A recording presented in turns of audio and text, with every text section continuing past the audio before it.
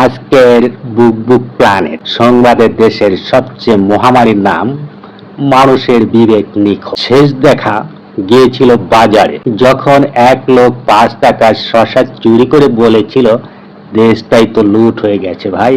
ছিনতাইকারী ধরা পড়লে বলে চাকরি পাইনি ভাই, তাই মোবাইল নিলাম। কিন্তু ভাই, তোমার বিবেক কোথায় ছিল সেটাও তো লস করে দিচ্ছে। ধর্ষণ, ডাকাতি, মারামারি এগুলো শুরু হয়েছে মাথার ভেতর যেই বন্যা, তার থেকেই ভাই। আইন তো আছেই, কিন্তু জবাবদিহি যদি নিজের মনেই না থাকে তাহলে আইন কি চা বানাবে? একটা কথা বলি, বাজারে ঢুকলে এখন মানুষের দৃষ্টিশক্তি কমে যায় কেন জানো? শুধু কারণ দাম শুনে চোখে জল চলে আসে। টমেটো চাইলে দোকানদার বলে আপনি প্রেম করবেন, সবজি খাওয়ার অবস্থা নাই ভাই।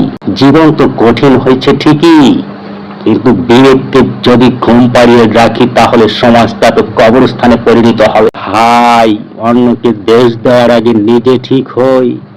আয়নায় একবার চোখ রাখো, বিবেককে দেখা যায় কিনা চেষ্টা করো। আর বাজারে গেলে পকেট শক্ত করে ধরো। এখন শুধু টাকা না, বিবেকও চুরি হয়ে যাচ্ছে, বুঝছো? তোমার বিবেককে জাগ্রত করো, মনুষ্যত্ব ঠিক করো, নিজে ঠিক হও, সমাজ পরিবর্তন হয়ে যাবে। সমাজ পরিবর্তন করতে চাইলে আগে নিজেকে পরিবর্তন করো। ভিডিওটা শেয়ার করে দাও বন্ধু, প্লিজ ভিডিওটা শেয়ার করে দাও। ধন্যবাদ।